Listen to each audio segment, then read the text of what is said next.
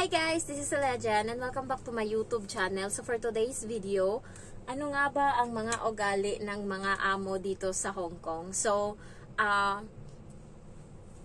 maraming nagtataka or maraming nag-aano kung bakit maraming nagbe-break ng contract dito sa Hong Kong, kung bakit maraming umuwi, ganyan. So, ang unang-una is kuripot sila sa pagkain, hindi katulad natin na umagahan natin tinapay, umagahan natin kanin, umagahan, tanghalian, hapunan, kanin, tapos meron pa tayong snacks, meron pa tayong merienda. Sa kanila dito guys, almusal nila is tinapay lang, tanghalian, minsan wala, kapag katulong ka, minsan wala kang tanghalian or noodles, hapunan is kanin. So ganun dito, marami sila kumain ng pagkain sa gabi. So, nung bago ako, wala akong pagkain sa tanghalian kasi nung time na yun yung bata is hindi kumakain ng kanin sa tanghalian, puro noodles lang siya, kaya grabe ang payat ng bata nung bago ako dito. Nagbago lang yung routine niya nung whole day na siya sa school. So ang is kailangan ko na talagang magluto and magbigay sa kanya ng pack lunch. Yan. So yun na yung time na nakadiskarte na ako kung paano ako mabubuhay dito. So, ginagawa ko, pag nagsasaing ako sa umaga para sa bata ng kanin, nagsasaing din ako sa akin. Kasi, hindi ko pwedeng pakialaman yung ulam nila, ganyan. So, dapat, may sarili akong pagkain or may sarili akong ulam. So, bumibili ako ng gulay or karne. Kaya yan, dati nung bago ako, puro sardinas kinakain ko kasi yun lang yung binibili niya sa akin. And nahiya ako ng time na yun magluto or ganyan kasi nga, iniisip ko baka may sasabihin siya ganyan. Pero nung tumagal na, iniisip ko, papatayin ko yung sarili ko. So, ang ginawa ko is nagluluto na ako. Bahala siya dyan kung makita niya. Next na ugali nila dito is perfectionist sila. So, maraming arte sila guys. Lalo yung ibang amo. Buti nga yung amo ko, hindi pa ganun kaarte eh. Yung iba, mas malala yung kaartehan nila sa buhay. Every time is maghuhugas ka ng maghuhugas ka ng kamay, and kapag lumabas ka, mamalengke ka, pag uwi mo, ligo ka kaagad, ganun sila. Akin naman dito is, pag umalis ako ng bahay, sunduin ko yung bata. Pagbalik ko, hindi ako pwedeng umupo or kahit saan-saan. Hindi, bawal akong umupo. Kailangan nakatayo lang ako, magtatrabaho ako. Pagtapos ko na, hindi ako pwedeng kumain muna. Kailangan maligo muna ako para lang makaupo ako sa upuan. So, pagkatapos ko ihanda yung mga pagkain nila, mapaghainan sila sa mesa, kuha na naman ako ng damit, maliligo na ako. So, ganun. Mas natutuwa ako sa ganyan kapag gabi nangyayari. Kasi nga, maaga akong matatapos kasi hindi na ako maliligo sa gabi eh. Kasi, tapos na, naligo ko na yon bago ako kumain ng, bago ako maghapunan, nakaligo na ako. So, wala na ako, hindi na ako maliligo pagkatapos ko magtrabaho. Kaya, parang okay sa akin yun, natutuwa ako pagka ganun. Pero sa iba is marami doon, maraming ugat marami kaming ugat dito dahil dyan. And ako guys, parang siguro 6 na buwan ko nang tinitiis yung sakit ng tuhod ko. Sobrang sakit niya na parang may ugat siya naipit sa loob. Kaya pag umupo ako, dapat dahan-dahan lang. Kasi pag dediretso akong upo, para na akong maiihi sa sakit. Ang tagal ko na tong iniinda. Kaso ang mahal ng nila dito sa Hilot. Yung mga Pinay na nag-aral dito ng libre sa Hilot. Pero yung singil nila is 350 Hong Kong dollar. Yung full body massage. Tapos yung paa ko lang daw, yung tuhod ko lang yung hihilutin, 80 Hong Kong dollar. So, hindi ko pa sure kung yung na yan, yung paghilot niya, kung kung talagang matino. Ayan, makukuha talaga yung pananakit niya. Kasi parang may ugat siya na naipit sa loob. Kakababa-baba ko dito sa umaga. Ayan. So, syempre, buong gabi kang natulog, inat na inat yung tuhod mo, tapos biglang pupwersa ka sa umaga para makatukod ka dito sa baba. Ayan, nanakit siya. So, yun, hiniilot-hilot ko naman sa gabi, pero hindi siya talaga umano. So, mga perfectionist sila dito. Next is, mga dugyot sila. So, perfectionist na dugyot. So, andyan yung mga bulbol nila na nagkala. Tapos, guys, kadiri pa, may subscriber pa ako. Buti ngayon nasa Russia na siya. Yung employer niya is halimbawa, tatai sa CR, hindi yan ifa-flash. As in kadiri, di ba? Excuse me sa mga kumakain. Hindi daw yan ifa-flash. Kung sino yung susunod na gagamit, yun na yung magpa-flash niyan. O siya yung maglilinis ng CR, siya yung magfa-flash. So, ganun daw yung ano nila, kung iihi, hindi nila yan ipa-flash. Pagkatapos umihi, antayin pa nilang sino yung susunod dyan, siya, naglilinis. Kailangan siya yung mag-flash. Parati daw ganyan yung issue. And then, yung isa ko namang subscriber, yung matanda. Kaya talaga yung iba, ayaw na may matanda na kasama sa bahay kasi sila yung kadiri. Alam niyo yung kakalinis niya lang ng CR, tapos pupunta na doon yung matanda na naninigarilyo, umaga pa lang naninigarilyo na, at magdudura-dura doon sa may sa may tiles na kakalinis niya lang sa CR. Sa akin dito, lang, yung amo kong lalaki, dugyot siya. Pag tumae siya, kahit nga yung babae, kadiri sila, pag tumae, nagkakalat-kalat, hindi ko alam kung bakit. Ako naman, hindi ko iniiwanan yung CR na, kadiri. Siyempre, diba, baka mamaya sila yung, 'di ba? Ginagamit nila yung CR na ginagamit ko mamaya.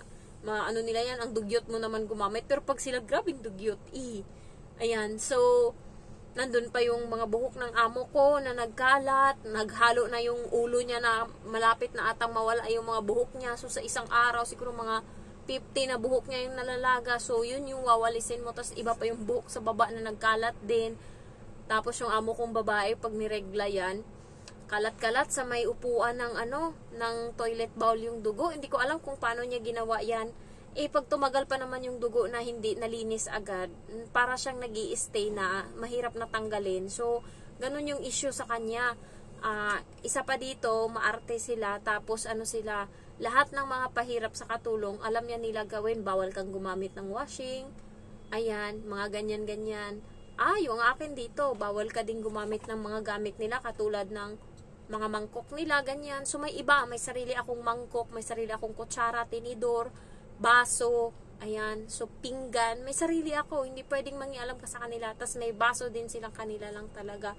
So yun yung mga dito na kaartehan nila. Tapos mahilig sila, yung mga bata dito is makalat talaga. Pagkakalat ng mga bata, yung mga gamit, kalat talaga, as in hindi mo maintindihan kung paano nila ginawa. Isang araw lang na wala silang pasok sa school, grabe na yung kalat, buong bahay na, and grabe ang liliit pa. Kaya ang ginagawa ko para wala na masyadong kalat, tinatapon-tapon ko na.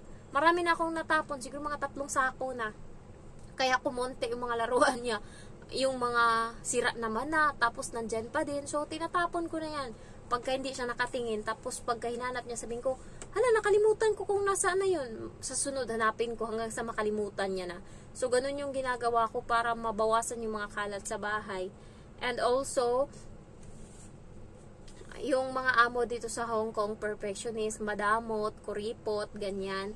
Tapos, parating nakasigaw. So, swerte mo na lang pag napunta ka sa amo na hindi taklesa, hindi hindi mabunganga. So, mostly dito is mabunganga. So, yung iba naman, kung hindi mabunganga, nakasimangot lang parating.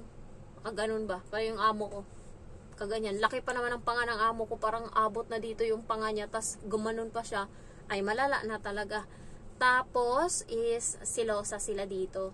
Kaya mag-ingat kayo kasi nga sila dito, mahilig sila magselos, and huwag kayong, pag halimbawa yung mga amo nyong lalaki, kasi may iba na manyakol, huwag kayong magsumbong sa amo nyong babae hanggat wala kayong ebidensya, kasi hanggat wala kayong ebidensya, hindi kayo papaniwalaan yan. Mababaliktad, kayo yung iti-terminate, kayo yung palalayasin. Katulad ng kaibigan ko, inaano-ano siya ng lalaki ba, nilalandi-landi siya. Ngayon sinabi niya sa amo niyang babae, akala niya kakampihan siya, ang ending siya yung terminate. So, huwag kayong mag-inarte, huwag kayong magsumbong kung wala kayong ebidensya. Kailangan kuhanan nyo ng video kung gusto nyo talagang may mapatunayan na, kasi hindi sila naniniwala. Amo kong babae, in denial. Kahit na na tong amo kong lalaki nung nakaraan, nangangabit na. So, tiniis niya pa din hanggang sa magsawa lang din naman yung amo kong lalaki. Sa una lang siya, parang yung bata, sa una lang parang gigil na gigil ba, gusto yung isang bagay, parang ganyan. Parang buang na buang. Pagka makalipas ang 2 linggo, 3 linggo, 1 buwan, wala na, ayaw niya na. Kaya ganyan, una parang gigil na gigil siya, hindi na umuwi ng bahay, tapos maga umaalis. Tapos nagulat na lang kami, biglang wala nang ganun. Bumalik na siya sa normal. So, una, grabe, nasasaktan na yung amo ko, nagsiselos na siya, tapos parati niya, hindi niya ma-share sa akin yung nararamdaman niya, kasi sinasabi niya lang na, gabi na, hindi pa rin umuwi. yung amo ko daw na lalaki. Tapos sabi ko naman, baka nagtrabaho pa ma'am, baka overtime. Tapos hindi siya maniwala kasi alam niya na sa bangko, hapon, tapos na 'di ba sa trabaho, kaya uwi na talaga. So walang nagtatagal sa bangko na hanggang gabi talaga. So kaya tiwala siya na wala doon. Yan. So nasumbong ko rin sa kanya isang beses na yun nga, alas 6:30 pa yung gising ko, pero yung amo kong lalaki umalis na ng alas 6 sa bahay. And sabi pa naman ng amo kong babae, pag umalis daw, bigyan ko ng prutas. Para kung mabigyan, ilumayas na ng alas 6. Sinumbong ko. Kaya kinompronta siya ng amo kong babae. Sabi ng amo kong babae, umalis ka daw, ganyan-ganyan, hindi ka nabigyan ng prutas. Sinumbong ko din nung nakaraan, kasi nga nang hinayang ako sa pagkain. Yung amo kong lalaki, bawat umaga kasi yan sila, may iba-iba yun silang Tupperware na may lamang prutas. So, hinahanda ko yan. Tapos yung amo kong lalaki, may prutas tsaka tinapay.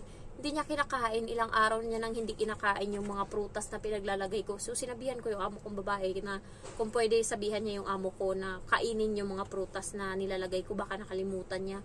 So, nagsinungaling pa yung amo kong lalaki. Sabi niya, kinakain niya daw yung mga prutas na pinaglalagay ko sa bag. Sabi ko, inanuhan ko siya ng araw kung kailan niya hindi kinain. Kaya yung amo kong lalaki, pagka talagang nilalaglag ko yan kapag kasi sinungaling din. Sabi niya, kinompronta siya ng amo kong babae, hindi mo kinakain yung Sabi niya, kinain ko. Sabi ko, ngayon, hindi niya kinain, tinapon ko. Sabi ko, tapos nung Martes, kinain niya. Nung Lunes, hindi din kinain. Nung Biyernes, hindi din kinain. Sabi ko, ganun. Ayun, na na siya, kinakain niya na ngayon. So, nung nakaraan din, yun kasi nung time na pumapasok pa ako sa kwarto nila sa umaga kasi binibihisan ko yung bata sa kama, pero ngayon hindi na, kaya hindi na ako tinanong ko yung amo kong lalaki kung tapos na magbihis yung amo kong babae. Sabi niya oo daw. Aba, pagpasok ko doon, nakapanty lang yung amo kong babae. Sabi ko, sorry ma'am, sabi ko ganun. Sabi ko, kasi sabi kasi nito ng amo kong lalaki, sabi niya kasi tapos ka na daw. Tapos sabi ng amo kong, ayaw na ng amo kong lalaki, hindi niya daw sinabi yun. Tapos, gumanon ako sa kanya, paano hindi sinabi? Tinanong kita, malakas pa yung boses ko, narinig na ng amo kong babae. Parang, di talaga lang, parang ganun. Sinungaling yung amo kong lalaki, pagka naipit siya, takot kasi sa amo kong babae, kaya ganyan. So, ganun lang naman, sinungaling sila dito, totoo yan, tsaka mga plastic sila, huwag kayong magtitiwala sa mga amo nyo, kasi nga, mabait lang yan sila, kasi may kailangan sila sa iyo, ganyan. Pero pag wala ka ng pakinabang sa kanila, parang basura ka na din. So, ayun lang, thank you for watching and I love you all, bye-bye.